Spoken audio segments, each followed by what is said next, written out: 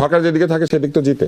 কিভাবে জিতবে? ভোট সরকার দিবে না ভোটাররা দিবে? স্যার কিন্তু এই ভোটটা নিয়ে অনেকবার অনেক পদের কথা বলছেন। কখনো বলছেন আমি 11 তারিখেও না, 13 তারিখেও না, 12 তারিখেই নির্বাচন হবে। নির্বাচনটা হয়ে গেল। নির্বাচন হয়ে যাওয়ার পর সংসদ সদস্য হইল। একই সময়ে কিন্তু অলিখিতভাবে আপনি গণভোট যেহেতু আনছেন, তাইলে এরা গণপরিষদের লোক হয়। হ্যাঁ, ন্যাচারালি। এখন গণপরিষদের লোক যদি হয় আর সংসদ নির্বাচন যদি হয়ে গেল, তাহলে ও কিভাবে নেবেন? প্যারালাল একই সাথে দুইটা, তা আমি গণপরিষদের সদস্য হিসাবে এবং সংসদ সদস্য হিসাবে? নিশ্চয়ই না। আমি জানি না, এই জটিলতাটা কিন্তু আসবে। যদি ধরে নিলাম সংসদ সদস্য হিসেবে নিল, তাহলে কেউ প্রধানমন্ত্রী হবে? হ্যাঁ, তা তো হবেই।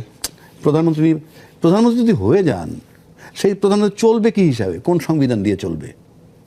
মানে যে সংবিধান চালু আছে সেই সংবিধান চালু নাই তো। কেন আমি বলি, আমরা একাডেমিক, মানে এখানে লড়াই করতে আসিনি। তো কেউ যদি কোর্টে যায় গিয়ে বলে কোন সংবিধান চালু আছে, আমি সেটাই বলতেছি। ধরেন যে সংবিধানটা আছে আমরা বলতেছি, ওটাই তো ইনফ্যাক্ট 90 দিনের মধ্যে নির্বাচন করার কথা, সংসদ ভেঙে যাওয়ার। এই যুক্তি আপনি জায়গায় দিছি দিয়েছেন। আমরা আজকে একাডেমিক ডিসকাশন, মানে আমরা ডিবেট করে ফালাই দিতে চাই না। না হইলে সংবিধানের অনেক আইনকে লঙ্ঘন করা হয়েছে, আবার অনেক জায়গাতে সংবিধানের আইনকে ব্যবহার করা হয়েছে। সেটাই বলতেছি না, যেটা ব্যবহার হয় সেটা হলো কি, যে পার্টটা সচল সেটা তো আপনি করতেই পারেন, কিন্তু যে পার্টটা অচল, এই যে 90 দিন অচল তো তারা ইচ্ছাকৃতভাবে করে, অচল ছিল না। না যেই কেউ তো অচল করে না, অচল তো হয়ে গেছে। অচল যখন হয়ে গেছে, তখন আমার কাছে ব্যক্তিগতভাবে যেটা মনে হয়, এইটা একটা জটিলতা হবে। সুতরাং আমি মনে করি যদি যেই নির্বাচিত হোক, স্পিকারও তো নাই, শপথ কে নেওয়া হবে? এটা আবার আইন উপদেষ্টা বলেছে, সেটা আবার সেটেল হচ্ছে এবং ওটা করা যায়, সেটা প্রধান নির্বাচন কমিশনার। অত কিছু বাঁচলে তো ওইটাও হবে না।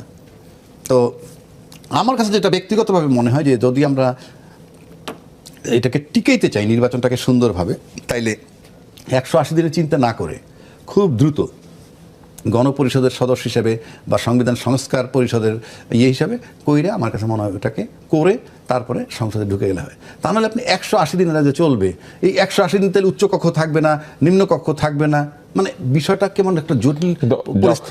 যে অটোমেটিক এই সংবিধান চালু হয়ে যাবে বলা হয়েছে, তখনও তো উচ্চকক্ষ আসলে থাকছে না। অটোমেটিক কোন সংবিধানটা চালু হবে? আমার প্রশ্ন তো ওইখানে। ওই যে জুলাই সনদ, যেটা কি যুক্ত হয়ে যাবে আগের সংবিধানের সঙ্গে, নিজে নিজে হেঁটে হেঁটে পাপা। না, জুলাই ঘোষণাপত্র, যেটা গণভোটটা যদি হয়ে যায়, তাহলে তো হবেই। সরকার যেটা থাকে সেটা আমি তো এইভাবে বলতে পারি না রে ভাই।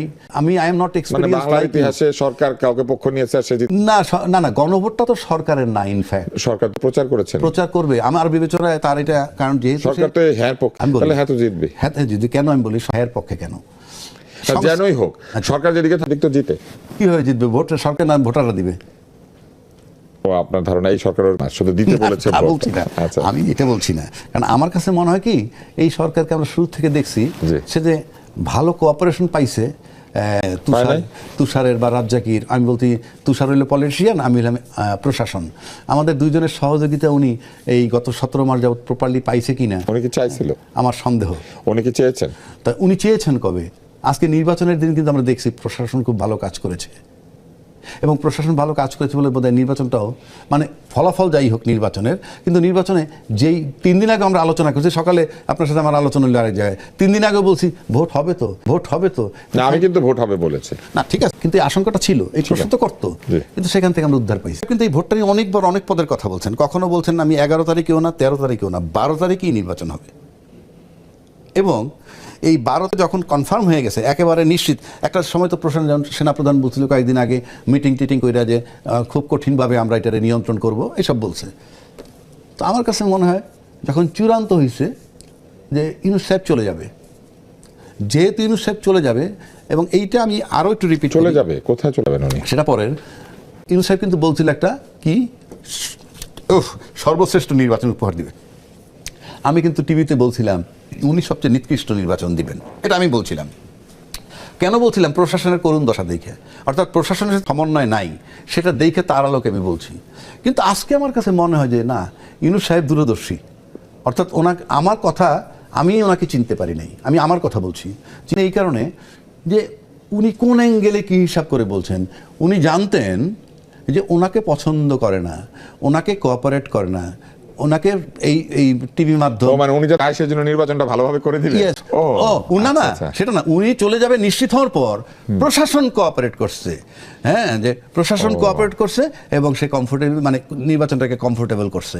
তা না হইলে এই প্রশাসন যে অবস্থায় আমরা আলোচনা করছি তাতে নির্বাচনটাকে এত স্মুথলি শেষ করতে পারলে বাকি 17 মাস তো আরও স্মুথলি হইতে পারতো।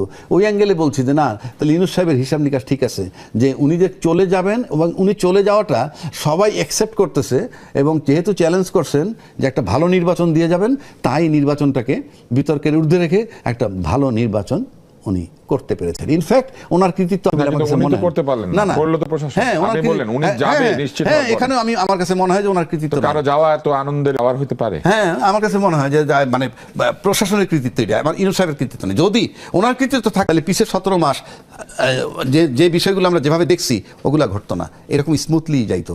কেন করে নাই? ভাবছে প্রশাসন যদি স্মুথলি তার